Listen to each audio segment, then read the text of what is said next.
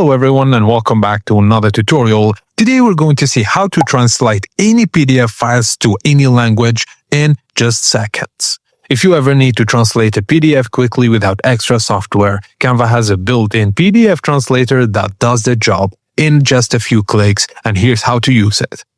Firstly, open your browser and go to canva.com/features/PDF translator. You can find the link in the description below. This is Canva's official translation tool designed specifically for PDFs. Once the page loads, click the Upload button.